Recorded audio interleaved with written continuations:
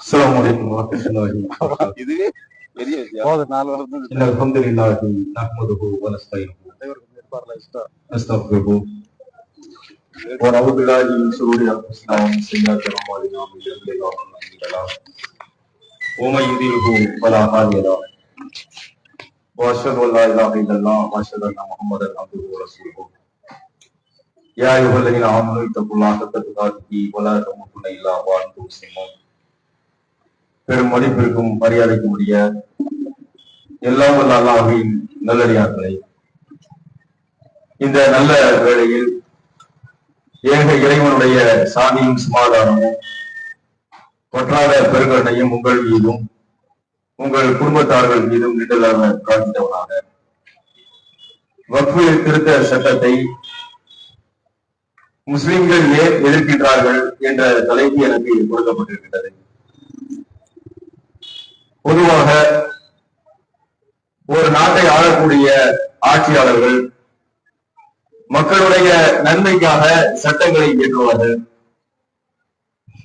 நாம் சுதந்திரம் பெற்றதில் இருந்து 1947 இருந்து இப்போது வரை பல்வேறு அரசாங்கங்கள் மாறி மாறி வந்து கொண்டிருக்கின்றது. இந்த நாடாளுமன்றம் ஒவ்வொரு காலகட்டத்திலும் பல சட்டங்களை இந்திய குடிமக்களுக்காக நிறைவேற்றியிருக்கின்றது. இப்படி நிறைவேற்றக்கூடிய சட்டங்கள் மக்களுடைய கடுமையான எதிர்ப்புகள் ஏதாவது இருந்தது என்றால் அதை பரிசீலனையில் எடுத்துவிட்டு அதற்குரிய தகுந்த சட்டங்களை அமெண்ட்மெண்ட் என்று சொல்வார்கள், மாற்றங்களோடு அந்த சட்டத்தை நடைமுறைப்படுத்துவார்கள். ஆனால் இந்த பாசிச பாஜக அரசாங்கம் இந்த இந்தியாவை எப்போது ஆளுவதற்கு ஆரம்பித்தார்களோ, குறிப்பாக நரேந்திர மோடியின் தலைமையில் உள்ள இந்த அரசாங்கம் எப்போது இந்த நாடை ஆளுவதற்கு பொறுப்பேற்றுக் கொண்டார்களோ பல்வேறு சட்டங்களை அவர்கள் நிறைவேற்றியுள்ளார்கள்.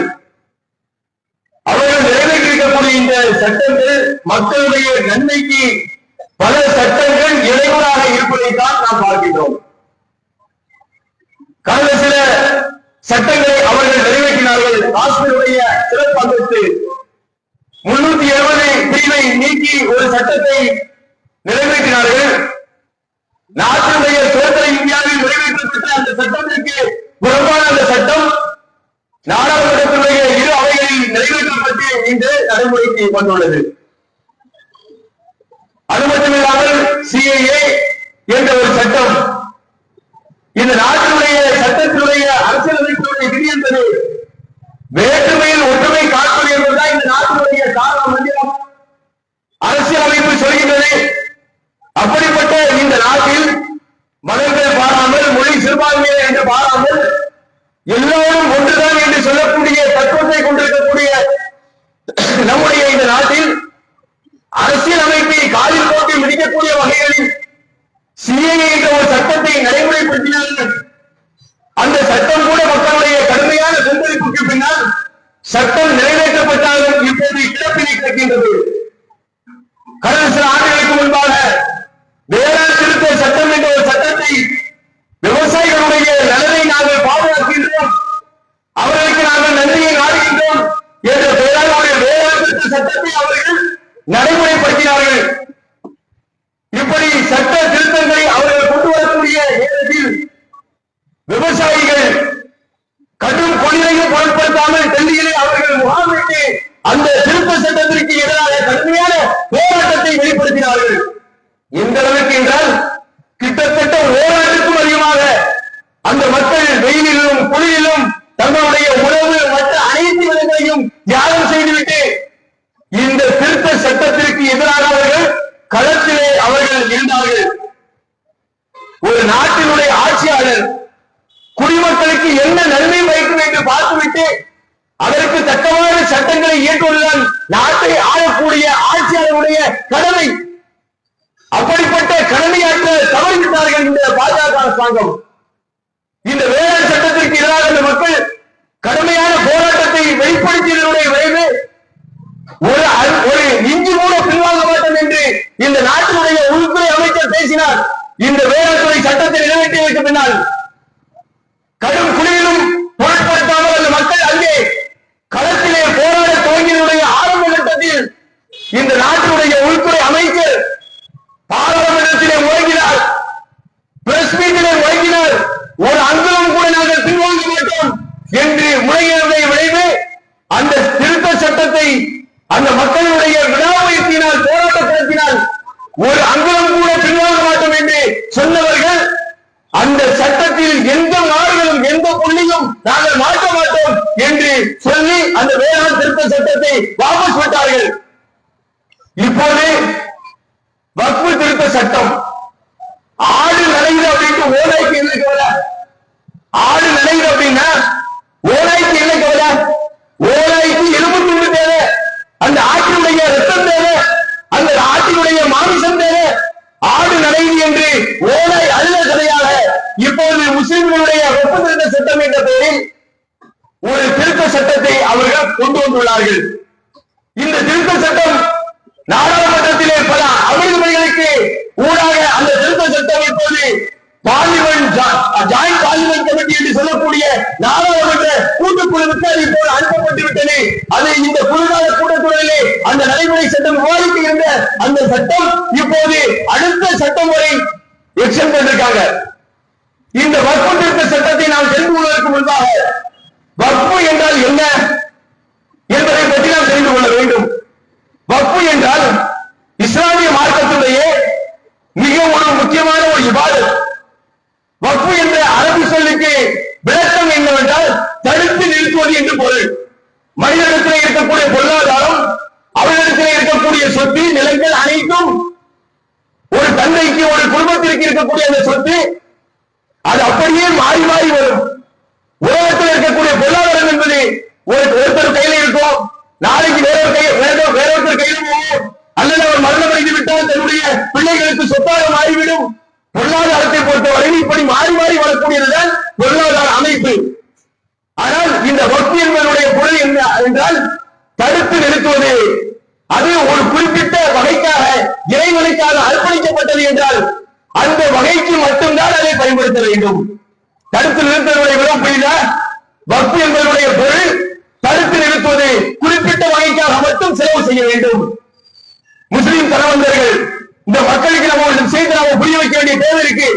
வக்ஃபு திருத்த சட்டம் அப்படிங்கிறத முஸ்லிம்கள் ஏன் எதிர்க்கின்றார்கள் என்றால் இந்த வக்ஃபுடைய சொத்து இருக்கு தெரியல, இந்த வக்ஃபுடைய சொத்து என்பது அரசுடைய சொத்து அல்ல.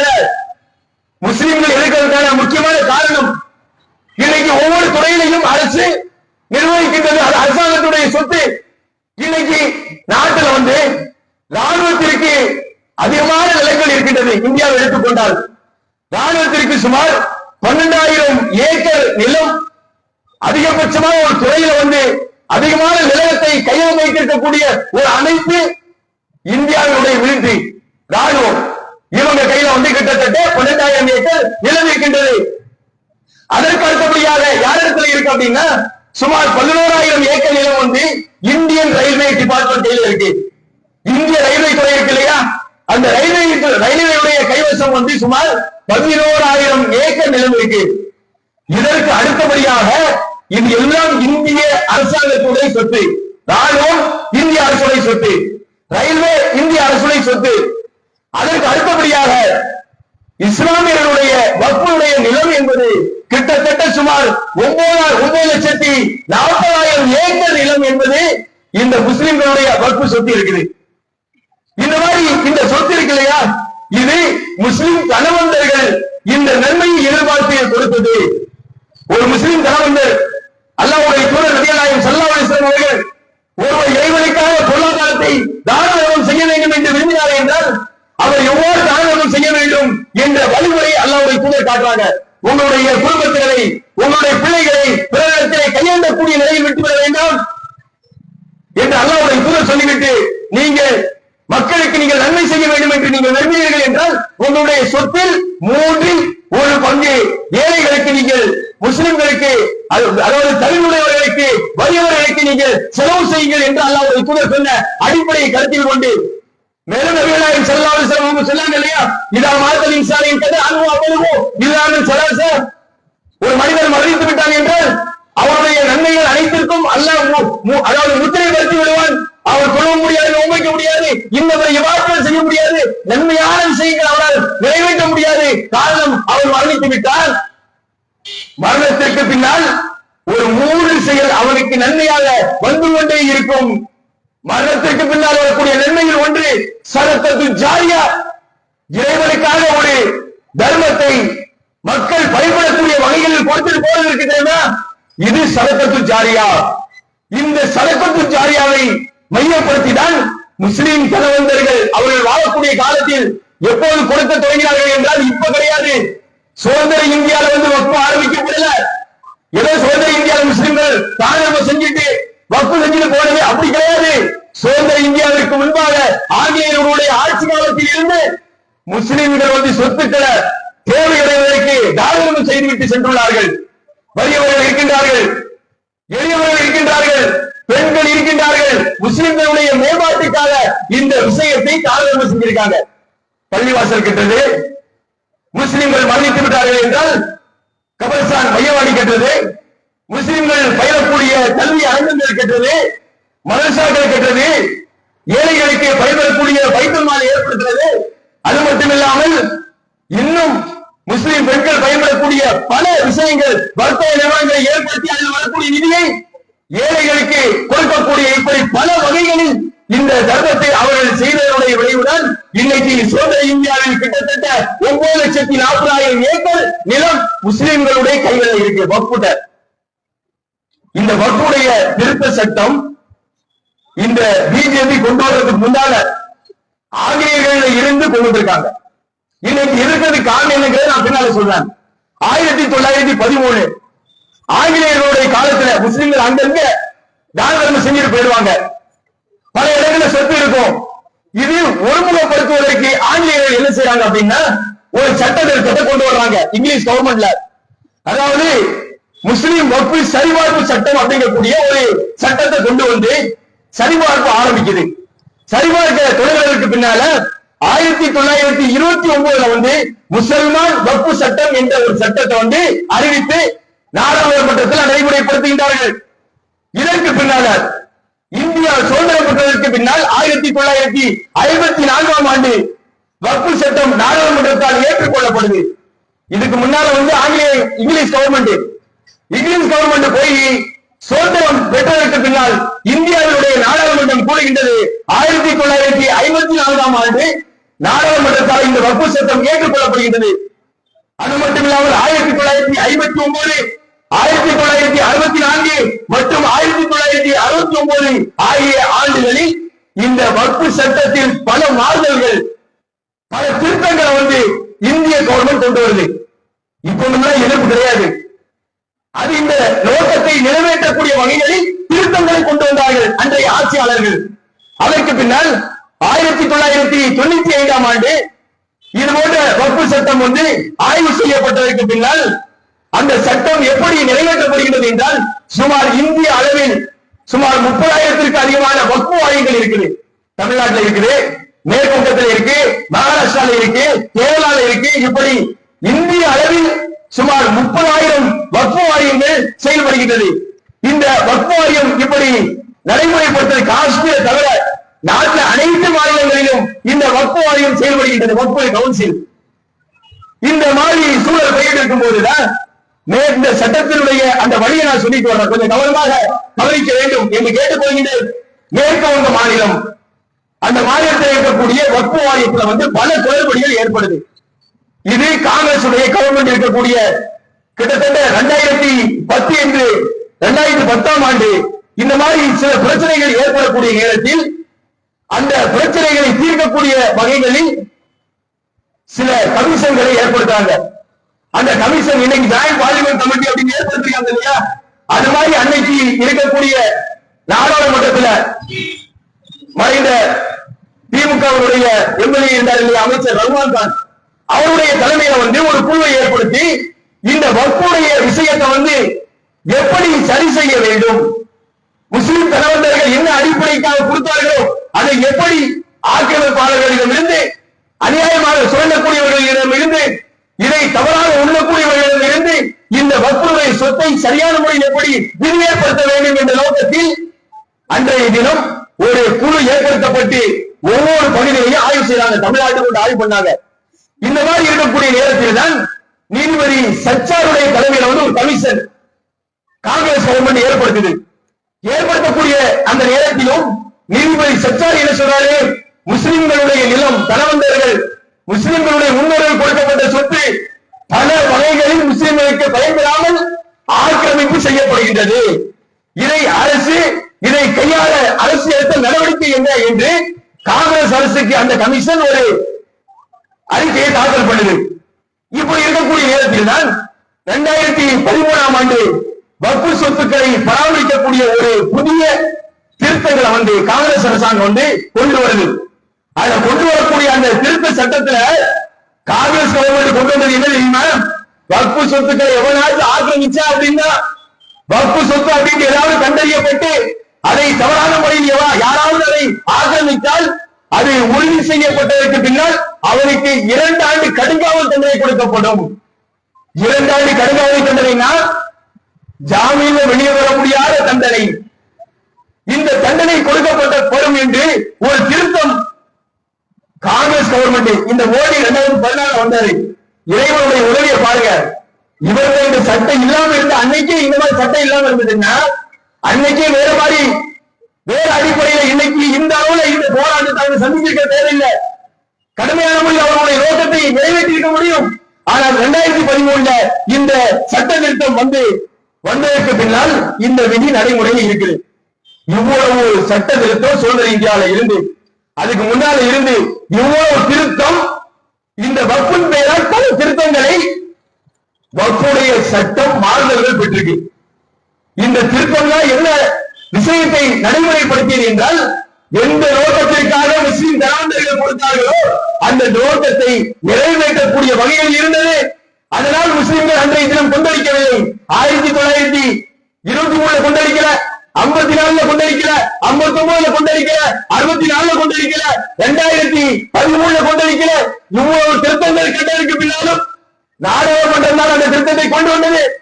இப்போது பாஜக கொண்டு வரக்கூடிய இந்த திருத்தத்தை கண்டு முஸ்லிம்கள் ஏன் கண்டிக்கின்றார்கள், ஏன் நீதிக்கு வருகின்றார்கள், ஏன் இதை அநியாயமான முறையில் அபகரிக்க துடிக்கின்றார்கள் என்று முஸ்லிம்கள் அவரை நோக்கி பேசுகின்றார்கள். அதுக்கு காரணம் ஒரே ஒரு விஷயம்தான், முஸ்லிம்களுக்காக நீலி கண்ணீர் வடிக்காரு. மோடி முஸ்லிம்களுக்கு நல்லது செய்வாரா? யாராவது நம்புவாங்களா?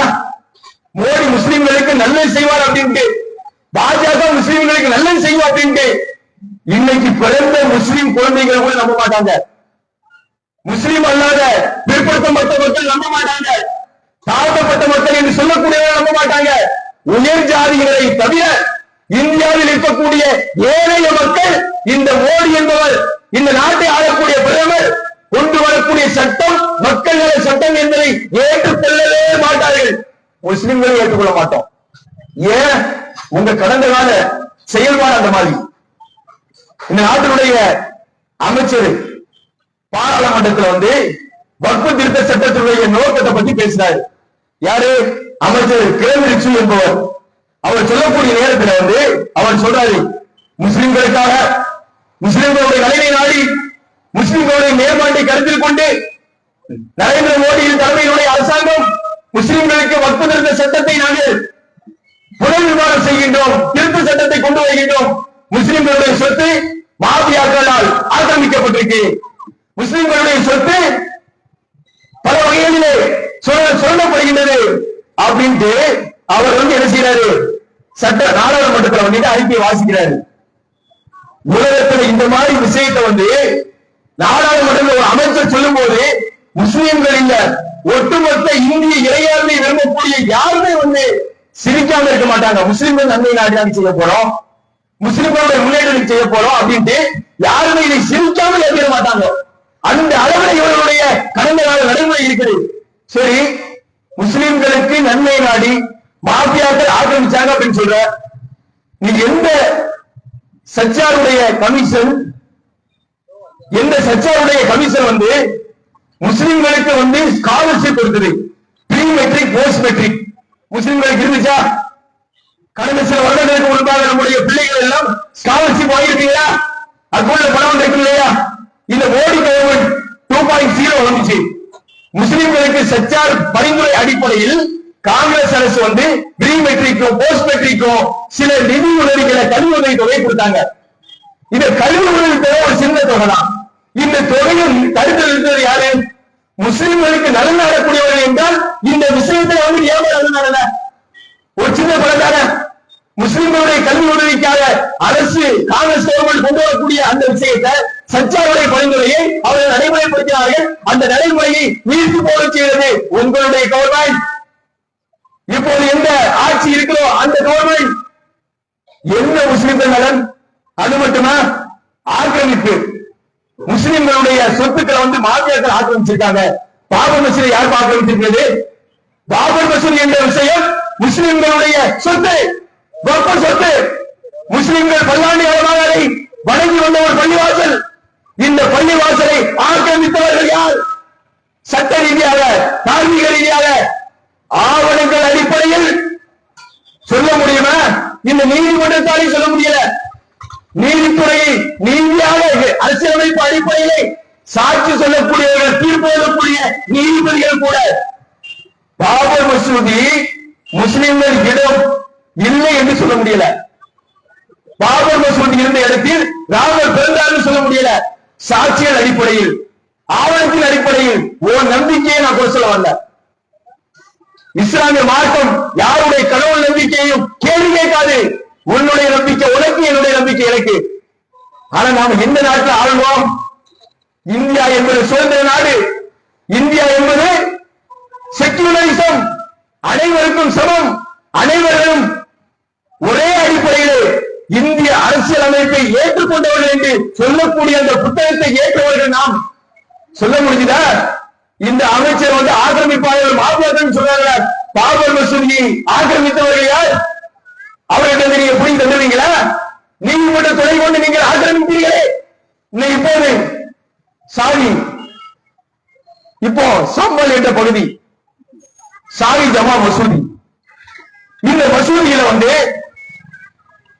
இன்னைக்கு 2024 1904 இப்ப சமீபத்தில் வந்து நவம்பர் 29ஆம் தேதி கிட்டத்தட்ட இந்த விஷயம் வந்து எங்களுடைய சொத்து அப்படின்ட்டு கோர்ட்ல வந்து தாக்கல் பண்றாங்க. யார் தாக்கல் பண்றா? ஒரு வழக்கறிஞர். இந்த வழக்கறிஞர் யார் அப்படின்னா, அதாவது ஹரிசங்கர் ஜெயின் என்பவன் பாபர் மசூதியில இருந்து வர்றான். யாரு? ஹரிசங்கர் ஜெயின். நல்ல கவனிக்கணும். என்ன அடிப்படையில் வந்து இவர்களுடைய சூழ்ச்சிகள் இருக்கின்றன என்பதை விழிப்புணர்வோடு நீங்கள் கவனிக்க வேண்டும். பாபர் மசூதியுடைய அந்த பிரச்சனையில் வழக்கிலே சம்பந்தப்பட்டவருடைய ஜூனியர் தான் இந்த ஹரிசங்கர் ஜெயின் என்பவன். கியான்வாடி என்ற பள்ளிவாசல், அங்க சிவலிங்கம் இருந்துச்சு அப்படின்னு வந்தாங்க இல்லையா? அந்த சிவலிங்கம் இருந்த அந்த விஷயத்தை வந்து அந்த சோதனை இருக்கக்கூடிய அந்த தெய்வத்தை நாங்கள் வழிபட வேண்டும் அப்படின்ட்டு அங்க இருக்கக்கூடிய கோர்ட்ல மனு தாக்கல் செஞ்சவனும் இந்த ஹரிசிங் தான், ஜெயின் என்பவன் தான். இப்போ வந்து சாகி ஜமா மசூதி, இதுவும் வந்து யார் தாக்கல் பண்றா கோர்ட்ல? இந்த வழக்கறிஞர். ஒரு சிவில் கேஸ், பேசிக்கா நீதிமன்றத்தை பார்த்து நம்ம கேட்கிறோம். ஒரு சிவில் கேஸ் வந்து கோர்ட்ல போல அப்படின்னா யார் போகலாம்? அவருடைய சொத்து, அவருக்கு வந்து கிடைக்கக்கூடிய சொத்து அப்படின்னு எவ்வளவு போக முடியுமா? யாராவது அடுத்தவங்களுடைய சொத்தை கேள்வி எழுப்பி ஒரு சிவில் நீதிமன்றத்தை போனா அடுத்த வினாடி நீதிமன்ற இலட்சி என்றால் வழக்கு தள்ளுபடி அப்படின்னு சொல்லும். இந்த விஷயத்துல வந்து கியான்வாடி தொடங்கி இந்தியாவில் வந்து ஒரு சட்டம் இருக்குது. 1991 வழிபாட்டு தர சட்டம் என்ற ஒரு சட்டம் இருக்கின்றது. அந்த சட்டம் என்ன சொல்கின்றது என்றால், சுதந்திர இந்தியாவில் வழிபாட்டு தலங்கள் எப்படி இருந்ததோ, சுதந்திர இந்தியாவிற்கு முன்பாக 1947 ஆகஸ்ட் 15க்கு முன்பாக ஒரு பள்ளிவாசல் எப்படி இருந்துச்சோ, ஒரு கோயில் எப்படி இருந்துச்சோ, ஒரு சர்ச் எப்படி இருந்துச்சோ, ஒரு புத்த விகாரம் எப்படி இருந்துச்சோ, ஒரு சமண கோயில் எப்படி இருந்துச்சோ, எந்த வழிபாட்டு தலம் எப்படி இருந்ததோ அதே அடிப்படையில் தொடர வேண்டும். பாபர் மசூதியுடைய அந்த பிரச்சனை தவிர இது 1991 வந்து ஒரு சட்டத்தை வந்து நிறைவேற்றாங்க. இந்த அடிப்படையில் சொல்லணுமா வேண்டாமா? கியான்வாடியுடைய பிரச்சனை போன உடனே அங்க இருக்கக்கூடிய கோர்ட் வந்து இந்த தகவல், இந்த கேஸ் உள்ள வந்த உடனே இது ரிஜெக்டட் அப்படின்னு சொல்லணும். சட்டத்தின் அடிப்படையில் நடந்தால் ஆதாரத்தின் அடிப்படையில் நடந்தால் ரிஜெக்ட் பண்ணிருக்கணும், தள்ளுபடி செய்யணும். ஒரு இவிஎம் வாக்குச்சீட்டு முறையில் நடக்கணும். ஒரு நாட்டினுடைய பிரதம அமைச்சரை முதலமைச்சரை தேர்வு செய்யக்கூடிய ஒரு நாட்டினுடைய தலைமை அமைச்சரை தேர்வு செய்யக்கூடிய ஒரு விஷயத்துல மக்கள் எல்லாரும் மக்கள் வாக்களி எல்லாருமே சேர்ந்து ஒருமித்த குரலை சொல்லுவாங்க, நீ எப்படி செய்ய அப்படின்ட்டு.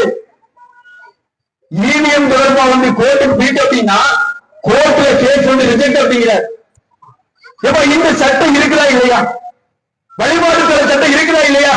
இந்த விஷயம் போன உடனே நீ என்ன செஞ்சிருக்கணும்? ரிஜெக்ட் பண்ணிருக்கணும். அன்னைக்கு ரிஜெக்ட் பண்ணல, இன்னைக்கும் ரிஜெக்ட் பண்ணல. அப்ப வக்ஃபு சொத்துக்களை ஆக்கிரமிக்கக்கூடியவர்கள் யார்? வக்ஃபுடைய சட்டத்திற்கு திருத்தம் கொண்டு வருகின்றோம், முஸ்லிம்கள் நலநாடுகின்றோம் என்று சொல்லக்கூடியவர்களை பார்த்து கேட்கின்றோம். நீங்க நலநாடல, நீங்க நீலக்கண்ணீர் வடிக்கிறீங்க. முஸ்லிம்களுடைய நலன்ல வந்து உனக்கு அதுல வந்து என்ன நம்பிக்கை இருக்கும்? என்னைக்கு நலநாடி இருக்கிற? சரி, இந்த மாதிரி ஒரு விஷயத்தை நாம வந்து பார்க்கிறோம். இப்படி இருக்கக்கூடிய நேரத்துல தான் திருத்த சட்டத்தை கொண்டு வர்றாங்க. திருத்த சட்டம் எப்படி கொண்டு வர்றாங்க அப்படின்னா கிட்டத்தட்ட ஒரு 44 திருத்தங்கள். இந்த 44 திருத்தங்களையும் பார்க்கக்கூடிய நேரத்துல வந்து இவர்கள் உண்மையிலேயே இஸ்லாமியர்களுடைய சொத்துக்களை சூறையாடுவதற்காகத்தான் கொண்டு வந்தார்கள் புரிய முடியும். பேசிக்கான ஒரு அறிவாளி, ஒரு ஜெனரலா ஒரு மனுஷனுக்கு நல்லது செய்யணும் அப்படின்னு விரும்பக்கூடியவங்க, ஒரு மனிதனுக்கு உதவி செய்யணும்னு நினைக்கக்கூடியவங்க இந்த சட்ட திருத்தத்தை படித்து பார்த்தாலே இவங்க வந்து நன்மையார் இந்த திருத்தத்தை கொண்டு வரல, மாறாக இதுக்கு பின்னால ஏதோ ஒரு நோக்கம் இருக்குது அப்படிங்கிறத புரிந்து கொள்ள முடியும். இதுல ஒரு சில விஷயங்களை நான் சொல்றேன். இதுல வந்து அதாவது அதுல ஒரு திருத்தம், வக்ஃபு கவுன்சில் அப்படிங்கக்கூடிய ஒரு கவுன்சில் இருக்கு. இன்னைக்கு ஏதாவது வக்ஃபு தொடர்பா ஒரு கேஸ் போடும் அப்படின்னு இது வக்ஃபு சொத்து உதாரணத்துக்கு, இந்த பிரச்சனையை வந்து வக்ஃபு ட்ரிபியூனல் அப்படின்ற ஒரு தீர்ப்பாயம் ஒன்று இருக்கும். அதுல வந்து இதனுடைய ஆவணங்களை இது விஷயமான எல்லா ஆர்குமெண்ட்களையும் அங்க கொண்டு போய் அந்த தீர்ப்பாயத்தை வச்சு இது சொத்து இல்லை முடிவு செய்ய முடியும். அந்த தீர்ப்பாயத்துல அரசினுடைய கலெக்டர் இருப்பாரு. யாரு? இந்தியாவுடைய ஐஏஎஸ் உடைய அகாடமியில இந்தியாவுடைய அந்த சட்டங்களை ஏற்று இந்தியாவுடைய ஐஏஎஸ் அதிகாரிகள் எல்லா மக்களும் எல்லா அதிகாரிகளும் எப்படி வந்தார்களோ அதே போன்ற பயிற்சிகளையும் பாடங்களையும் பயிற்சி எடுத்ததற்கு பின்ன இருக்கக்கூடிய ஒரு முஸ்லிம் கலெக்டர் இருப்பாரு. இப்படி ஒரு தீர்ப்பாயம் இருக்கும். இந்த விஷயத்துல வந்து வக்ஃபு கவுன்சில் இருக்கு இல்லையா, இந்த கவுன்சில்ல வந்து ஒரு 10 பேர் இருக்காங்க நீங்க மாநிலத்துல, 10ல 2 முஸ்லிம் அல்லாத பிரதிநிதிகள் நியமிக்க வேண்டும். என்னுடைய இறைவன் நன்மை நாடி எங்களுடைய முஸ்லிம் தலைவர்கள் இந்த சொத்தை கொடுத்துட்டு போயிருக்காங்க, இது நிர்வாகம் பண்றதுக்கு எதிர்க்கு வந்து முஸ்லிம் அல்லாத மக்களை நம்ம குறை சொல்ல வரல. மார்க்க விஷயமான ஒரு மார்க்க அடிப்படையில் இருக்கக்கூடிய ஒரு நிகழ்வுக்கு இந்த மாதிரி ஒரு சட்டம் வருது. அது மட்டும் இல்லாமல் சென்ட்ரல் கவுன்சில் இருக்கு இல்லையா, மொத்த இந்தியாவுக்கு அந்த கவுன்சில் வந்து கிட்டத்தட்ட 23 மெம்பர்ஸ் இருந்தாங்க அப்படின்னா அதுல வந்து 13 மெம்பர்ஸ் முஸ்லீம் அல்லாத மக்கள், கிட்டத்தட்ட 56%. இதுக்கு முன்னாடி எல்லாமே முஸ்லீம்கள் இருப்பாங்க. ட்ரிபியூனல் முஸ்லீமா இருப்பாங்க, கவுன்சில் முஸ்லீமா இருப்பாங்க. எல்லாருமே முஸ்லீம்களை கொண்டுதான் இந்த வக்ஃபு வந்து நிர்வாகம் செய்யப்பட்டு வந்தது. அது மட்டும் இல்லாமல் முஸ்லிம் பெண்களுக்கு வந்து பிரதிநிதித்துவம் கொடுக்க போறாராம். யாரு? முஸ்லிம் பிரதிநிதிகள். முஸ்லிம் பெண்களுக்கு குறைந்தது 2 பெண்கள் உறுப்பினர்கள் இருக்கணும். யாரு? யார் கொண்டு வருது? பிஜேபி கொண்டு வருது. சிரிக்காதீங்க, அங்க யாரும் சிரிக்கிறாங்க, சிரிக்க வேண்டாம். முஸ்லிம் பெண்களுக்கு யார் அக்கறை காட்டா? பிஜேபி. முஸ்லிம் பெண்களுக்கு அக்கறை காட்டு நம்ம வரலாறு பார்க்கிறோம். பில்கிஸ் பானு தெரியுமா? பில்கிஸ் பானு குஜராத்துடைய கலவரம் தெரியுமா? கிட்டத்தட்ட 3000 முஸ்லிம்களை கலவரத்த கலவரம். இன்று யார் தலைமை அமைச்சராக பிரதமராக இன்னைக்கு ஆட்சி இருக்கின்றாரோ அந்த நரேந்திர மோடி ஆளக்கூடிய காலத்தில் சுமார் 3000 முஸ்லிம்கள் கொல்லப்பட்டார்கள். அப்படிப்பட்ட கலவரத்தில் ஒரு கும்பலால் சேர்ந்து கூட்டு பாலியல் பலாத்காரம் செய்யப்பட்டு அவருடைய குழந்தையை யோசிக்க முடியுமா? ஒரு குழந்தையை பார்த்தா கொஞ்சம் தோணும். இறுக்கமான மனநிலையில் உள்ளவன் கூட கல்லஞ்சக்காரன் சொல்லுவான் தெரியுமா, அவன் கூட கொஞ்சம் தெரியல அப்படின்னா விட்டுட்டு போவான். ஆனா இந்த கயவர்கள் அந்த குழந்தையை சுவரில் தூக்கி அடித்துவிட்டு அந்த பெண்மணியை கூட்டு பாலியல் பலாத்காரம் செய்து கொலை செய்ய முயற்சி செய்தார்கள். யாரு? பில்கிஸ் பானு. முஸ்லிம் பெண்களுக்கு பிரதிநிதித்துவத்தை நரேந்திர மோடி கேட்கிறாரு. அமைச்சர் கிரண் ரிஜிஜு சொல்றாரு, எங்க நாடாளுமன்றத்துல இந்த பில்கிஸ் பானு இவ்வளவு சட்ட போராட்டத்திற்கு பின்னால் கிட்டத்தட்ட ஒரு 12 கையவர்கள் தண்டிக்கப்பட்டார்கள் சட்டத்துடைய துணை கொண்டு. இந்த கவர்மெண்ட் வந்ததுக்கு பின்னால அந்த 12 கையவர்களும் விடுதலை. சாதாரணமா விடுதலையா? இது சாதாரணமா வெளிவந்தார்களா? மாலை மரியாதையோடு அவர்கள் வரவேற்கப்பட்டார்கள். அந்த கிராமத்திலே அவர்கள் கொண்டாடப்பட்டார்கள். உன்னுடைய மனநிலை என்ன? முஸ்லிம் பெண்கள் நலன் நாடுறாரா மோடி? இது பிரதிநிதித்துவம். 2 பெண்கள். ஆசிபா கேள்விப்பட்டிருக்கீங்களா? ஆசிபா காஷ்மீர் பள்ளத்தாக்கில் வசிக்கக்கூடிய ஒரு முஸ்லிம் பெற்றோர், குதிரை மேய்க்கக்கூடிய ஒரு குடும்பத்தில் ஒரு 8 வயது சிறுமி. இந்த பெண்மணியை அங்கே இருக்கக்கூடிய ஒரு கோயிலே கையவர்களால் கற்பழிக்கப்பட்டு சுமார் 3 நாட்கள் அடைந்து கற்பழிக்கப்பட்டு அந்த பெண் அந்த குழந்தையினுடைய முதுகெலும்பையும் தலையையும் அப்படி சிறைச்சிருக்கிறாங்க. முஸ்லிம் பெண்களுடைய நலன் நாடுறார் மோடி. ஏத்துக்க முடியுமா? இந்த பெண்மணியுடைய தந்தை தன்னுடைய குழந்தை காணவில்லை என்று துடித்து போய் அந்த ஊர்களிலே அனைத்து பகுதிகளையும் தேடுறாரு. எல்லா இடத்துக்கும் போறாரு, என் குழந்தை காணாம. எல்லா வீடுகளையும் போய் தேடுறாரு. போலீஸ்ல கம்ப்ளைண்ட் கொடுக்கிறாரு, தெரிஞ்சவங்க போய் சொல்றாரு, அவங்க உறவினர்கள் போய் தேடுறாரு.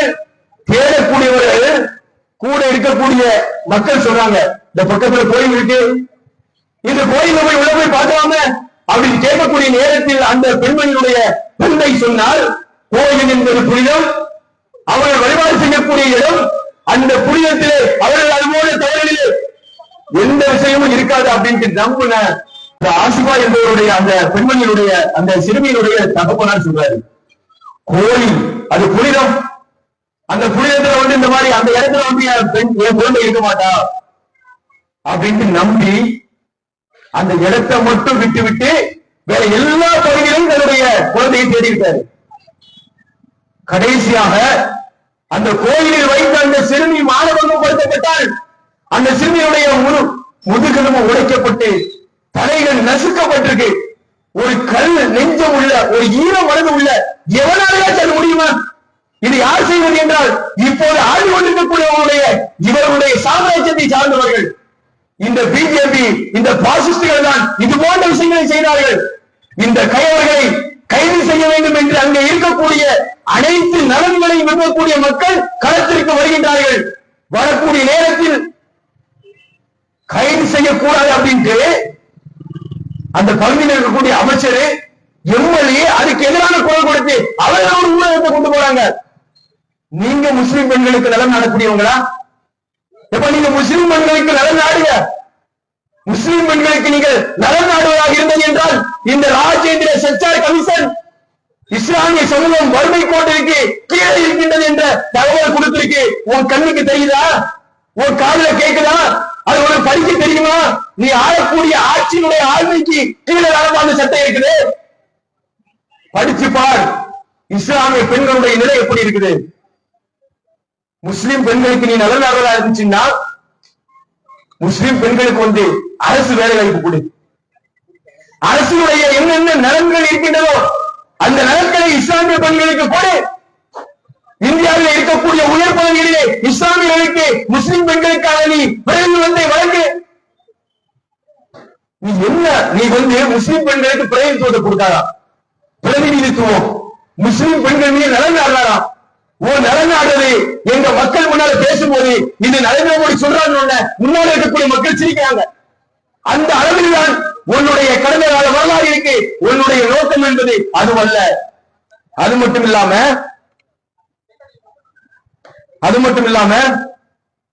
இந்த வக்ஃபுடைய தீர்ப்பாணை இருக்கு இல்லையா, முன்னாலே எல்லாம் முஸ்லிம்கள் ஒரு கலெக்டர் இருப்பாரு, அரசாங்கம் நியமிக்கக்கூடிய ஒரு அமைச்சர் அதுக்குன்னு ஒதுக்கப்படும். மாநில அரசாங்கத்துடைய ஆளுமைக்கு கீழே தான் வந்து இந்த வக்ஃபுடைய வாரியம் இயங்கும். அதுக்கு ஒரு அமைச்சர் இருப்பாரு. அவருக்கு முஸ்லீமா இருக்கணும்னு அவசியம் கிடையாது. முஸ்லிம் இல்லாத அமைச்சர் கூட இருக்கலாம், அப்படி சட்ட எதுவுமே கிடையாது. ஆனால் அதில் இருக்கக்கூடிய அதிகாரிகள் யார் இருப்பா அப்படின்னா ஒரு ஐஏஎஸ் இருப்பாரு, ஆனா முஸ்லீமா இருப்பாரு. இந்த விஷயத்தை இந்த நரேந்திர மோடி அரசு இதை எப்படி பாதுகாக்க கொண்டு வர துடிக்கின்றது என்றால், இந்த வக்ஃப் திருத்த சட்டத்தில் முஸ்லிம் அல்லாதவர்களும் நிர்வாகி ஆகலாம். கலெக்டர் ஏதாவது ஒரு பிரச்சனை டிப்ளமேட் போதா, தீர்ப்பாயத்தில் போதா, இந்த விஷயம் நம்ம எங்க போவாது, நேர ஏதாவது பிரச்சனை இருக்கு அப்படின்னா கலெக்டர்கிட்ட போவோம். தமிழ்நாட்டில் இருக்கக்கூடிய கலெக்டர் மேல எங்களுக்கு நம்பிக்கை இருக்கு. தமிழ்நாடு முற்போக்கை விரும்பக்கூடிய சிந்தனை இன்னும் இருக்குன்னு நாம நம்புறோம். தமிழ்நாட்டில் இருக்கக்கூடிய அதிகாரிகள் மீது எங்களுக்கு சந்தேகம் இல்லை. தமிழ்நாட்டில் இந்த நடைமுறை என்ன என்றால் எங்களுக்கு கவனம் இல்லை. ஆனால் எங்களுக்கு அச்சம் என்ன தெரியுமா, நாங்க ஏன் அதை எதிர்க்கிறோம் அப்படிங்கிறத கண்டிக்கக்கூடிய பிரபல நண்பர்களை நீங்கள் சிறிதாசி கேளுங்கள். நாங்க எதிர்க்கிறதுக்கான காரணம் என்ன புரியுதா, முஸ்லிம் அல்லாத ஒருத்தர் கலெக்டர் ஏதாவது இஸ்லாமிய சொத்து விவகாரம் போது அப்படின்னு வைங்க. உதாரணத்துக்கு இந்த இடம் பிரச்சனை இருக்குது, கலெக்டர்கிட்ட போய் இந்த பிரச்சனையை தீர்த்து வை அப்படின்னு போன அப்படின்னா அவன் ஆவணத்தை பார்க்க வேண்டிய தேவையில்லை, பார்த்தியை பார்க்க வேண்டிய தேவையில்லை, சட்டம் இல்லை, எப்படி அணுகணுமோ அணுக வேண்டிய தேவையில்லை. அந்த கலெக்டர் இது இப்படித்தான் அப்படின்னு ஒரு தீர்ப்பு கொடுத்தாரு அப்படின்னா அது அப்படி நடைமுறைக்கு வந்துடும். உதாரணத்திற்கு தலைமைச் செயலகம், இன்னைக்கு முதலமைச்சர் இருக்கா இல்லையா, தலைமைச் செயலகம் அல்லது இங்க இருக்கக்கூடிய கலெக்டர் அலுவலகம் வக்ஃப் சொத்து அப்படின்ட்டு ஆவண அடிப்படையில் இருக்கு அப்படின்னு வைங்க.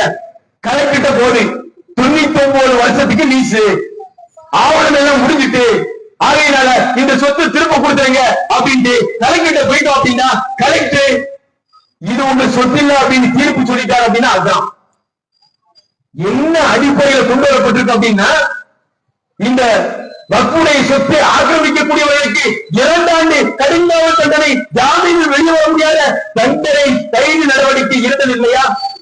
அந்த விஷயத்தை அப்படியே உடைத்து ஒருத்தர் 12 வருஷம் வக்ஃபுடைய சொத்துல இருந்தது அப்படின்னா அந்த சொத்து அவனுக்குரியது.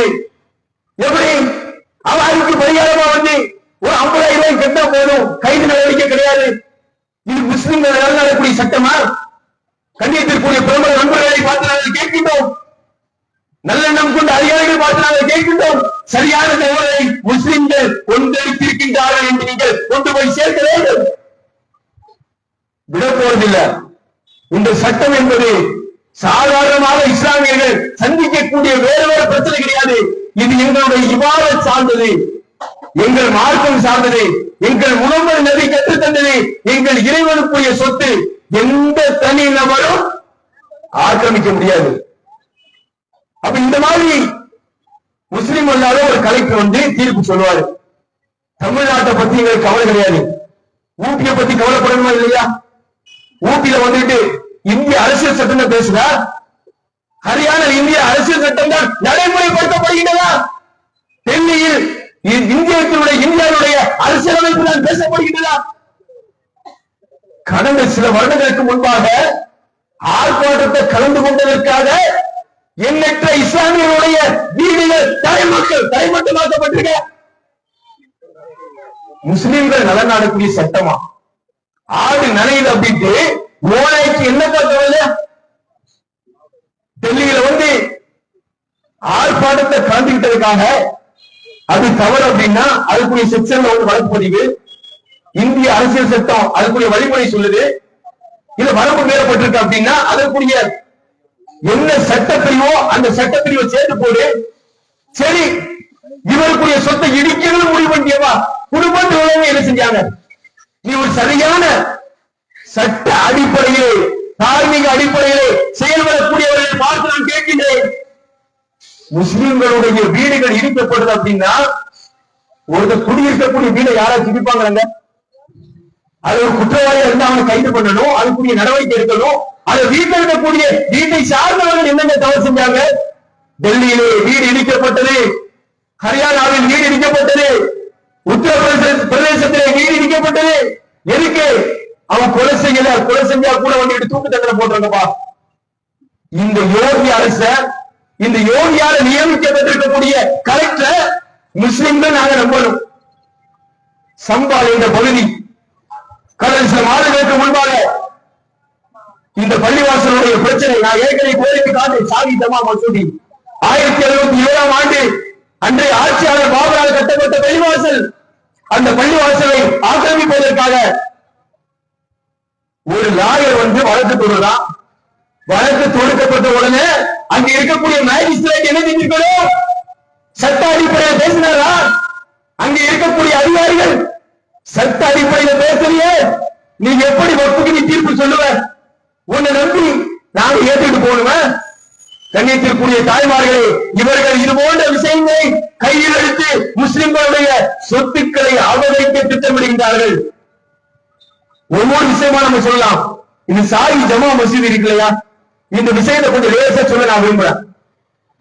எந்த கேஸாவது காலையில போட்டு மத்தியானம் தீர்ப்பு சொல்லி சாயங்காலம் தீர்வு கிடைக்கும்ல? இந்தியால அப்படி ஒரு கேஸ யாரும் சொல்ல முடியுமா? காலையில போடப்பட்ட சர்ச்சைக்குரிய ஒரு பிரச்சனை, சாதாரண ஒரு சிம்பிள் விஷயம், ஒரு குழுக்கள் வாங்க, இது தீர்க்கப்பட்டிருக்கலாம். பெரிய பெரிய பிரச்சனை, நாட்டிலே சட்டம் இயற்றப்பட்ட ஒரு விஷயம் 1991 வழிபாட்டு தளம் ஆக்ட். இந்த சட்டம் நடைமுறையில் இருக்கும் போது அந்த பகுதியில் இருக்கக்கூடிய ஒரு அதிகாரி, மேஜிஸ்ட்ரேட்னா யாரு? கலெக்டர் தான். அந்த பகுதியில் இருக்கக்கூடிய சம்பர் என்று சொல்லப்படக்கூடிய அந்த ஏரியால இந்த வக்கீல ஒரு மனுவை தாக்கல் பண்றான். சில மணி நேரத்தில் அந்த மனு ஏற்றுக்கொள்ளப்படுகின்றது. அடுத்த சில மணி நேரங்களிலே அங்கே தீர்ப்பு சொல்லப்படுகின்றது. எப்படி தீர்ப்பு சொல்லப்படுகிறது தெரியுமா? இந்தியாவினுடைய அகழ்வாராய்ச்சிக்கு உத்தரவிடப்படுகின்றது.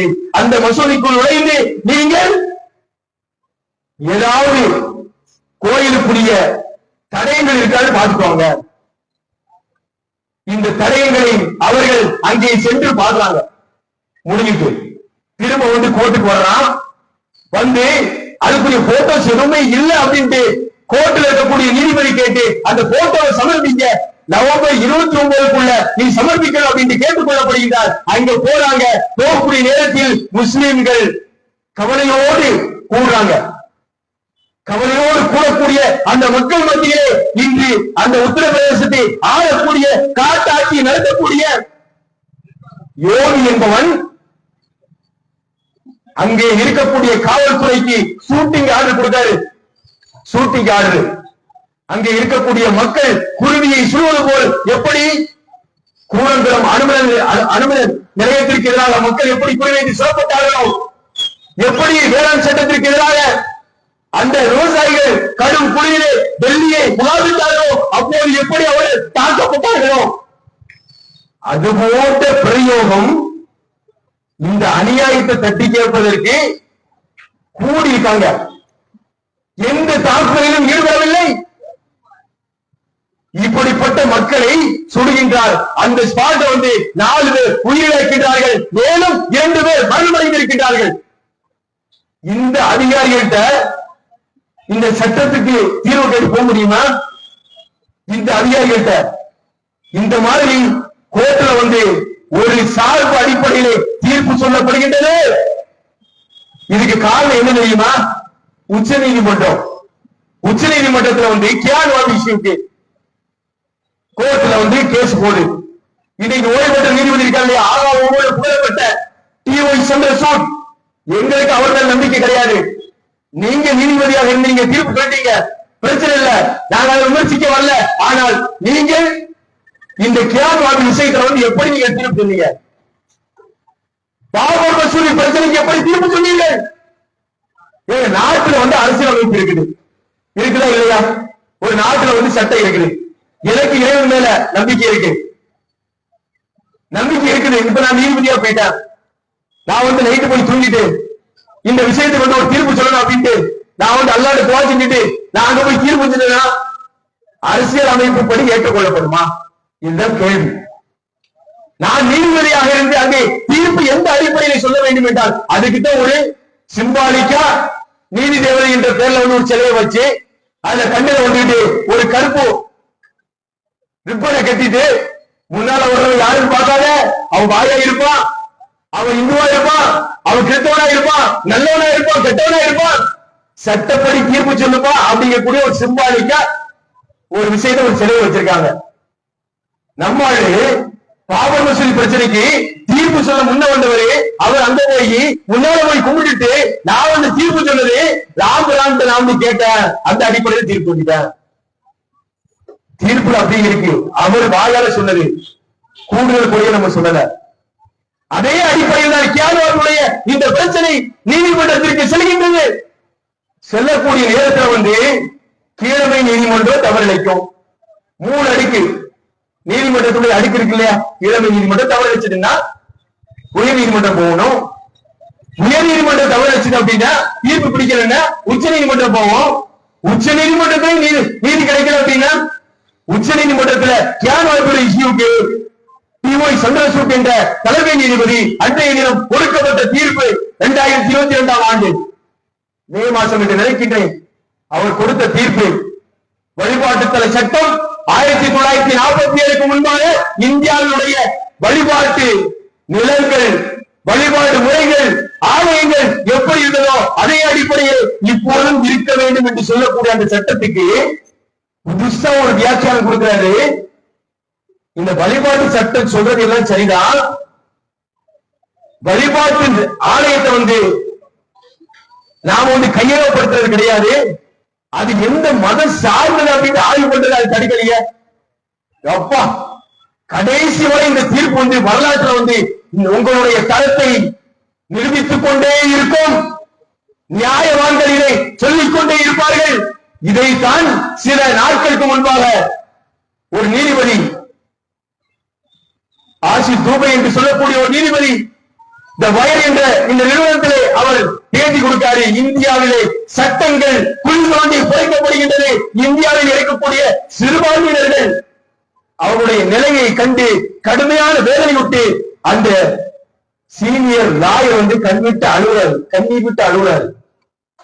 நீதிபதி இந்த மாதிரி சொல்றாரு, ஒரு ஆலயத்துக்குள்ள நுழைஞ்சு அது யாருக்குள்ளது, உரிமை கோர நாங்கள் வரவில்லை, அதுக்கு முன்னால கோயில் இருந்ததா, சர்ச் இருந்ததா, பள்ளிவாசல் இருந்ததா என்று ஆய்வு பண்ணலாம் என்று ஒரு நீதிபதி தீர்ப்பு சொல்கின்றார் என்றால் அந்த இடத்துல கோயில் இருந்ததா இங்கே இருக்கணுமே, புரியும் கொடுத்துருவியா? இந்த தீர்ப்பின் மூலமாக சொல்ல வரக்கூடிய தகவல் என்ன? மக்களுக்கு சமூக நிலையை ஏற்படுத்துவதுதான் ஒரு அரசுடைய நோக்கம். அந்த அரசு செய்ய தவறிவிட்டது என்றால் அதை நடைமுறைப்படுத்தக்கூடிய நோக்கம் நீதிமன்றத்துக்கு இருக்கு. அதுதான் அரசியலமைப்பு சட்டம் இருக்குது. கண்ணியத்திற்குரிய தாய்மார்களே, சகோதர சகோதரிகளே, இப்படிப்பட்ட ஒரு விஷயம் இந்த மாதிரி நடக்குது. இந்த சம்பவம் என்ற பகுதியில கடுமையான முறையிலே இந்த மாதிரி அநியாயமான முறையிலே அபகரித்து முஸ்லிம்கள் சுட்டுக் கொல்லப்பட்டார்கள். இப்ப அடுத்து எதை தூக்கிருக்காங்க தெரியுமா? ஹாஜா மொய்தீன் சிஸ்தி தர்கா, ராஜஸ்தான் இருக்கக்கூடிய அஜ்மீர் தர்கா கேள்விப்பட்டிருக்கீங்களா? அஜ்மீர் தர்காக்கு வந்தாச்சு. இந்த நாட்டுல வந்து அந்த கிரண் ரிச்சி என்ற அந்த அமைச்சர் வந்து வக்ஃப் திருத்த சட்டத்தை வந்து நடைமுறைப்படுத்துவதற்கான காரணத்தை சொல்லும் போது மாஃபியாக்கள் ஆக்கிரமித்துள்ளார்கள். நாடாளுமன்றத்தை பேசினது இன்னும் அவை குறிப்பில் இருக்கலாம். ஆக்கிரமித்துள்ளார்கள் என்று சொல்லக்கூடியவர்கள் இந்திய அளவில் கடந்த சில மாதங்களுக்கு முன்பாக இங்க ஒரு RSS உடைய ஒரு மீட்டிங், அந்த மீட்டிங்ல வந்து சுப்பிரமணிய சுவாமி பேசுறாரு. இந்தியாவில் 36,000க்கும் அதிகமான பள்ளிவாசல், முஸ்லிம்கள் வழிபடக்கூடிய அந்த பள்ளிவாசல் இந்து கோயில்களை இடித்து விட்டுதான் கட்டப்பட்டது என்று நாகூசாமல் இந்த சட்டத்தினுடைய இறையாண்மைக்கு எதிரான ஒரு கருத்து சொல்றாரு. நாட்டுல சட்டம் என்ன செய்யுன்னு தெரியல.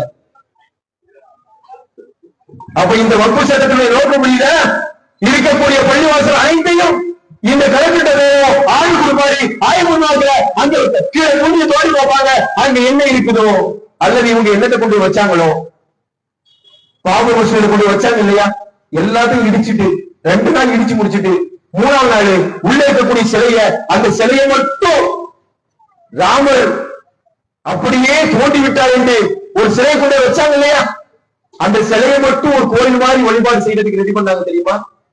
அந்த நேரத்திலும் இந்த போன்ற மாற்று சிலைக்கு தான் இருந்தார்கள். அப்போதும் இது போன்றுதான் கீழமை நீதிமன்றத்தில் வழக்கு கொடுக்கப்பட்டது. அப்போதும் இது போன்றுதான் வழிபாடு செய்வதற்கு அங்கே திறந்துவிடப்பட்டது. அப்போதும் இது போன்றுதான் அகழ்வாராய்ச்சி நடத்தப்பட்டது. இவர்களுடைய சைக்கிளிங்கை நீங்க பார்க்கலாம். முதல்ல என்ன செய்வாங்க? கீழமை நீதிமன்றத்தில் வழக்கு. ஏன்னா அந்த சைத்தானோட இந்த குட்டி சைத்தான் இருந்தா இல்லையா, இந்த விஷயம் கீழமை நீதிமன்றத்தில் வழக்கு. அந்த வழக்குக்கு அடுத்த நிலையில் அகழ்வாராய்ச்சிக்கு பின்பாக அங்கே ஏதோ ஒன்று கண்டெடுக்கப்பட்டது என்ற தகவல், அதற்கு பின்பாக வழிபாட்டு உரிமையை கோருவது, அதற்கு பின்பாக சர்ச்சை, அதற்கு பின்பாக சீர்வைக்கிறது, அதற்கு பின்பாக இடித்து தரமட்டமாக்குறது. உன்னுடைய வேஷம் இஸ்லாமிய சமூகம் 1990களுக்கு முன்பாக விழிப்புணர்வு இல்லாமல் இருந்தோம். காவல்துறையை கண்டு இந்த சமூகம் அஞ்சிய காலம் உண்டு. சட்டங்களை பற்றிய தெளிவில்லாத காலம் உண்டு. உங்களுடைய சூழ்ச்சிகளை அறியாத காலம் உண்டு. நீங்கள் வரக்கூடிய ஒவ்வொரு வாசல்களும் எப்படி வருகின்றீர்கள் என்ற விழிப்புணர்வோடுதான் இந்த இஸ்லாமிய சமூகம் பார்த்துக் கொண்டிருக்கின்றது. நீங்கள் சந்திக்கக்கூடிய இந்த சமூகத்தை பற்றி உங்களுக்கு ஒரு எச்சரிக்கை நாங்கள் சொல்கின்றோம். இந்த சமூகம் என்பது இறைவன் ஒருவரை மட்டுமே ஏற்றுக்கொண்ட சமூகம். இந்த சமூகம் என்பது இந்த உலகத்தை அடிப்படையாக கொண்டு வாழக்கூடிய சமூகம் இல்லை. இந்த சமூகம் என்பது மறுமை சிந்தனையை அடிப்படையாக கொண்ட சமூகம். பல சர்வோதிகாரிகளை சந்தித்த சமூகம், பல கொடுமைகளை ஏற்படுத்திய, கொடுமைகளை நிகழ்த்தி காட்டிய, அரசுக்கு எதிராக வீறு கொண்டு இறந்த சமூகம். புரோன் என்ற கொடியவன், பெரும் படை கொண்ட புரோன் என்று எங்களுடைய இறைவன் திருமலை குரானை வரலாற்றில் எங்களுக்கு காட்சிப்படுத்துகின்றான். அந்த புரோனுக்கு எதிராக எங்களுடைய இறை தோழர் நபி மூசா அலைஹிஸ்ஸலாம் அவர்கள் முழங்கினார்கள். அங்கே பாதிக்கப்பட்ட பலிஸ்தீனர்களுக்கு ஆதரவாக குரல் கொடுத்தார்கள். பிறவுடைய அடக்குமுறைகளை சந்தித்தார்கள். இறுதியில் நபி மூசா அலைஹிஸ்ஸலாம் அவர்கள் வெற்றி பெற்றார்கள். பிறவு வீழ்த்தப்பட்டான். நபி இப்ராஹிம் அலைஹிஸ்ஸலாம் அவர்கள் தன்னந்தனி மனிதனாக இந்த ஏகத்துவத்திற்காக அங்கே பிரச்சாரம் செய்த ரோல் மாடலாக எங்களுக்கு காட்சியளிக்கின்றார்கள். அந்த இப்ராஹிம் நபியை காரணம் காட்டிதான் நாங்கள் இப்போது இந்த பிரச்சாரத்தை 10 மாத காலம் நாங்கள் பிரச்சாரம் செய்கின்றோம். உள்ளத்தை வலுப்படுத்த, நெஞ்சுறுதியை மேம்படுத்த, இறைவனுடைய அச்சத்தை நிகழ்த்த, எந்தவித அடக்குமுறைகளையும் எதிர்கொள்ள நபி இப்ராஹிம் அலைஹிஸ்ஸலாம் என்ற அந்த ஆயுதத்தை, பிரச்சாரத்தை நாங்கள் கையெழுத்திருக்கின்றோம். அந்த இப்ராஹிம் நபியை பற்றி உங்களுக்கு தெரியுமா? தன்னந்தனி மனிதராக இறைவனுக்கு மறுக்கக்கூடிய அந்த ஆட்சியாளருக்கு முன்பாக இந்த ஏகத்துவத்தை சொன்னார்கள், விரட்டப்பட்டார்கள். இறுதி வரை நபி இப்ராஹிம் அலைஹிஸ்ஸலாம் அவர்கள் தான் வெற்றி கொண்டு இருக்கின்றார்கள். நபிகள் நாயகம் ஸல்லல்லாஹு அலைஹி வஸல்லம் அவர்கள் வல்லாதிக்க சக்திகளுக்கு எதிராக இந்த ஏகத்துவத்தை அவர்கள் பிரச்சாரம் செய்த காரணத்திற்காக வல்லாதிக்க மனநிலையை உடையவர்கள் அவர்களை துன்புறுத்தினார்கள், துயரத்திற்கு உள்ளாக்கினார்கள், நாடு கடத்தினார்கள். இறுதியில் அந்த மக்களே பட்டு கம்பளம் விரித்து வரவேற்காத குறையாக அந்த நாட்டிற்கு வரவேற்றார்கள். அப்படிப்பட்ட கொள்கையை ஏற்றிருக்கக்கூடியவர்கள் நாங்கள். இந்த கொள்கை என்பது அல்லாஹ் ஒருவன் என்று சொல்லக்கூடிய கொள்கை, இறைவன் ஒருவன் தான் என்று சொல்லக்கூடிய கொள்கை. இந்த கொள்கை அடிப்படையில் நாங்கள் வாழக்கூடிய நேரத்தில் அநியாயம் செய்யக்கூடிய ஆட்சியாளருக்கு எதிராக நீங்கள் செய்வது தவறு என்று எல்லா நேரத்திலும் சுட்டிக்காட்டக்கூடியது எங்களுடைய மார்க்கத்தில் ஜிகாத் என்று சொல்லப்பட்டிருக்கு. ஜிகாத்னா புரியுதா? ஆயுதத்தை ஏந்தி போர் என்பது ஜிகாத் இல்ல, அது மட்டும் கிடையாது. ஜிகாத் என்றால் எங்களுடைய முஹம்மது நபி ஸல்லல்லாஹு அலைஹி வஸல்லம் அவர்கள் அநியாயம் செய்யக்கூடிய, அக்கிரமம் செய்யக்கூடிய, மக்களை துன்புறுத்தக்கூடிய ஆட்சியாளருக்கு முன்பாக நீ செய்வது தவறு என்று சொல்லக்கூடியது ஜிகாதுடைய நன்மையை பெற்றுத்தரும் என்று அல்லாஹ்வுடைய தூதர் சொன்னாங்க. நரேந்திர மோடிக்கு முன்பாக இங்கிருந்து தமிழகத்திலிருந்து இந்த பிரச்சாரத்தை செய்வதற்கான காரணம் என்ன தெரியுமா? இந்த நோக்கம் தான், நன்மை மறுமை நன்மைதான். எங்களுடைய முன்னோர்கள் மறுமை நன்மையை எதிர்பார்த்து தான் கொடுத்தாங்க. எங்களுடைய பிரச்சாரமும் அதை நோக்கித்தான் இருக்குது. இந்த உலகம் என்பது ஒரு நாள் அழிக்கப்படும், அல்லது நீங்கள் அனைவரும் மரணத்தை தழுவீர்கள். நரேந்திர மோடியே, அத்வானி ஞாபகம் இருக்குதா? ரத யாத்திரை பாபர் மசூதிக்கு எதிராக ரத யாத்திரையை நடத்தியவர் இன்னைக்கு அடையாளம் தெரியாமல் ஒன்னாறு கூட புறக்கணிக்கப்படக்கூடிய அவர நிலையில், கேவலமான நிலையில் இருக்கிறத பார்க்கிறோம் மீடியா முன்னால. காலம் என்பது 12 என்பது 6க்கு வரும். காலச்சட்டம் என்பது சொல்லிக் கொண்டே இருக்கும். மேலே இருப்பவன் கீழே வருவான். இந்த சமூகம் தான் இந்த இந்திய நிலப்பரப்பை 800 ஆண்டுகளுக்கும் அதிகமாக ஆண்டது. இந்த இஸ்லாமிய சமூகம். இந்த சமூகம் தான் சுதந்திர வேட்கையை இந்த இந்திய மண்ணுக்கு விளைந்தது 1790. எல்லாரும் உங்க வேலையை நீங்க பாத்தீங்க. எங்களுடைய கல்வியை இழந்து, எங்களுடைய அதிகாரத்தை இழந்து, எங்களுக்கு ஆங்கிலேயர் வழங்கிய பட்டங்களை தொடர்ந்து வீசி எறிந்து இந்த இந்திய சமூகத்திற்கு சுதந்திர வேட்கை என்றால் என்ன என்று கற்றுக் கொடுத்த சமூகம் இது. காரணம் என்ன தெரியுதா? இந்த உலகம் எங்களுக்கு பொருட்டு கிடையாது. வறுமை என்ற அந்த நாள் என்ற நாள் தான் எங்களுக்கு இலக்கு. ஆகவே கண்ணியத்திற்குரிய தாய்மார்களை, சகோதர சகோதரிகளை அநியாயம் செய்யக்கூடிய இந்த ஆட்சியாளருக்கு எதிராக நாம் இந்த விஷயத்தை தவறு என்று நாம் சொல்ல வேண்டும். சொல்லிக்கொண்டே இருப்போம். தேவைப்பட்டால் களத்திற்கு வந்து இந்திய அரசியல் அமைப்பு ஏற்படுத்தியிருக்கக்கூடிய அந்த விதிக்கு உட்பட்டு ஜனநாயக அடிப்படையில் போராட்டத்தை நாம் சந்திப்போம். சிஏஏ, என்பிஆர், என்ஆர்சி மொத்த இந்தியாவும் ஸ்தம்பிச்சது. சாகிர்பாக் தெரியுமா? சாகிர்பாக் தெரியுமா? மொத்த இந்தியாவையும் தலைமுடிய வைக்க ஆர்ப்பாட்டமாகி தெரியுமா? மொத்த தமிழ்நாடும் ஒரே ஒரு புரிதான். இந்த சமூகத்தை பொறுத்தவரையில் நீ சும்மா ஏதோ சரோதர மாதிரி நசிக்கிட்டு, மூட்டை பூச்சி மாதிரி நசிக்கிட்டு போகலாம் அப்படின்னு கனவு கண்ட அப்படின்னா இறைவனுடைய ஆலயத்தை கை வச்சுட்ட, அடுத்தடுத்து இறைவனுடைய சொத்துக்களை கை வச்சு நிக்கிற.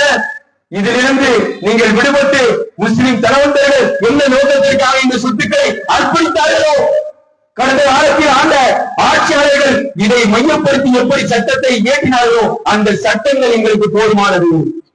வேற எந்த சட்டமும் வேண்டாம். ஒன்னு நாங்க நம்ப தயாரா இல்லை. உன்னிடத்தில் இருந்து இதுவரையில நன்மை இந்த சமூகம் பெற்றதே இல்லை. ஒரு நன்மை உன்னால் சொல்ல முடியாது. அப்படிப்பட்ட இந்த சமூகம் உன்னுடைய சூழ்ச்சி வழியில நாங்கள் சிக்க தயாராகல. இறுதியாக சில தகவலை சொல்லி நான் நிறைவு செய்யலாம் என்று ஆசைப்படுகின்றேன். கண்ணியத்திற்குரிய சகோதரர்களே, இந்த வக்ஃப் திருத்த சட்டம் இவ்வளவு பேக்க கொண்டுறாங்க இல்லையா? இது யாருக்கு தெரியுமா? இது யாருக்கு தெரியுமா? இதனால இந்து மக்கள் கூட பயன்பெற முடியுமா? இதனால கிறிஸ்தவ மக்கள் பயன்பட முடியுமா? இதனால இந்தியாவில் இருக்கக்கூடிய வறுமை கோட்டு கீழே இருக்கக்கூடிய மக்கள் பயன்பட முடியுமா? யாருக்குமே பயனில்லாத ஒரு சட்டத்தை, ஒரு திருத்தத்தை இவர் கொண்டு வர்றார் அப்படின்னா இவருடைய முதலாளி அதானி, இவருடைய முதலாளி அம்பானி, இவர்களுக்கு தாரை வாழ்ப்பதற்காகத்தான் இந்தியாவுடைய விமானத்தை தாரை வாழ்க்கப்பட்டு விட்டது. இந்தியாவுடைய பொதுத்துறை சொத்துக்கள் தாரை வாழ்க்கப்பட்டுக் கொண்டே இருக்கின்றது. அடுத்து இந்தியாவுடைய சொத்துக்கள் 3வது பகுதியில முஸ்லிம்களுடைய வக்ஃப் சொத்து கிட்டத்தட்ட 9 லட்சத்துக்கும் அதிகமான ஏக்கர் நிலப்பரப்பு கொண்ட இந்த சொத்துக்கள் அவருடைய கண்ணில உறுத்துது. ஆஹா, நம்ம இலவான வழியில் கொள்ளையடிப்பதற்கு ஒரு பலகீனமான ஒரு சமுதாயம் இருக்கிற அப்படின்ட்டு கனவு கண்டு வருகின்றார்கள். இது பலகீனமான சமூகம் இல்லை, வறுமையை மட்டும் அஞ்சக்கூடிய சமூகம். உன்னுடைய நண்பனுக்கு நீ வந்து இது பண்ற. இப்ப பாத்தீங்கன்னா ஒரு தகவல் வந்து உங்களுக்கு சொல்ல வேண்டிய தேவை இருக்குது. அதாவது அதானி, இதை மட்டும் சொல்லி நான் முடிச்சுக்கிறேன். அம்பானி இருக்காரு இல்லையா, மும்பைல வந்து ஒரு வீடு கட்டிருக்காரு. கிட்டத்தட்ட 4 லட்சம் சதுர அடி பரப்பளவு கொண்ட ஒரு இடம். 4 லட்சம் சதுர அடி, கிட்டத்தட்ட 15,000 கோடி மதிப்புள்ள பொருள். இது இடத்துல வந்து ஒரு பில்டிங் கட்டிருக்காரு, கண்ணாடி மாளிகை. இந்த கண்ணாடி மாளிகையுடைய இந்த சொத்து யாருடைய தெரியுமா? இந்த மாதிரி ஆக்கிரமிக்கத்தான் இந்த சட்டம். இந்த கண்ணாடி மாளிகையுடைய இந்த சொத்து இருக்கு இல்லையா, இந்த சொத்து வந்து ஈசாபாய், கரீம்பாய், கோஜா என்ற வக்ஃபுக்கு சொந்தமான சொத்து. ஈசாபாய், கரீம்பாய், கோஜா என்று சொல்லக்கூடிய வக்ஃபுக்கு சொந்தமான சொத்து. இது நான் சொல்லல, வேற யாரும் சொல்லல. அந்த பகுதியில மகாராஷ்டிராவில் இருக்கக்கூடிய வக்ஃப் வாரியத்தை சேர்ந்த அந்த அலுவலர் அங்கு இருக்கக்கூடிய ஹைகோர்ட்ல வந்து ஒரு பிராமண பத்திரம் தாக்கல் செஞ்சிருக்கிறாரு. தலைமை செயல் அலுவலர் அந்த பத்திரத்தை வந்து இந்த சொத்து என்பது ஈசாபாய், காஜாபாய், கோஜா இந்த வக்ஃப் நிறுவனத்திற்கு சொந்தமான சொத்து அப்படின்ட்டு பிராமண பத்திரம் தாக்கல் செஞ்சிருக்காரு. இது போன்று 15,000 கோடி, 1 ரூபாய் 2 ரூபாய் இல்ல, 1 கோடி 2 கோடி இல்ல, இவ்வளவு கோடிக்கணக்கான சொத்துக்களை தன்னுடைய நண்பர்களுக்கு ஆக்கிரமித்து கொடுப்பதற்காகத்தான் இந்த சட்டமே ஒழிய இந்தியா முன்னேறுவதற்கு இல்ல, இந்தியா வலிமை பெறுவதற்கு அல்ல. இந்தியா முன்னேற்றத்திற்கும் வலிமைக்கும் இந்த சமூகத்தை கொண்டு வேற எந்த சமூகம் வந்து களத்துல நிக்கல, வலிமைக்கு உதவல. குஷ்வந்த் சிங் வரலாற்று ஆசிரியர் தன்னுடைய புத்தகத்தை அவர் பதிவு செய்திருக்கின்றார். இந்தியாவிலே ஒரு சமூகம் இந்த சொல்ற இந்தியாவிலே உரிமை கோருவதற்கு தகுதி படைத்தது என்றால் இஸ்லாமியர்களை தவிர யாரும் இல்லை என்று முஸ்லிம் சொல்ல குஷ்வந்த் சிங் என்ற அறிஞர் சொன்னார். அந்த அளவில் இந்தியாவுடைய கட்டமைப்பை உருவாக்குவதற்கு இந்த சமூகம் தயாராயிருக்கும். மாறாக இந்த நாட்டை ஆளக்கூடியவர்கள் இந்தியாவை விற்றுக் கொண்டிருக்கிறார்கள். இந்த நாட்டை ஆளக்கூடியவர்கள் ஒவ்வொரு சட்டத்தின் வாயிலாக இந்தியாவை கூறு போட்டுக் கொண்டிருக்கிறார்கள் என்ற அடிப்படை விழிப்புணர்வை அனைவரும் பெற வேண்டும். அடுத்து சூழல்கள் ஏற்பட்டால் இப்ப ஜாயிண்ட் பார்லிமெண்ட் கமிட்டி கேட்கிறாங்க, கருத்து கேட்கிறாங்க. ஒரு கால் இந்த சட்டம் பாராளுமன்றத்தில் நிறைவேற்றப்பட்டால் இதற்கு பின்னால் மிகப்பெரிய அளவில் ஜனநாயக வழியில் தமிழ்நாடு தௌஹீத் ஜமாத் ஆர்ப்பாட்டத்தையும் போராட்டத்தையும் இன்னும் ஜனநாயக வழியில் நம்முடைய எதிர்ப்பை தெரிவிப்பதற்கு உங்களை அழைத்தால் வர வேண்டும் என்று கேட்டு இந்த உரையை நிறைவு செய்கின்றேன். வாகிர் தாவானானி அல்ஹம்துலில்லாஹி ரப்பில் ஆலமீன். அஸ்ஸலாமு அலைக்கும் வ ரஹ்மத்துல்லாஹி வ பரகாத்துஹு.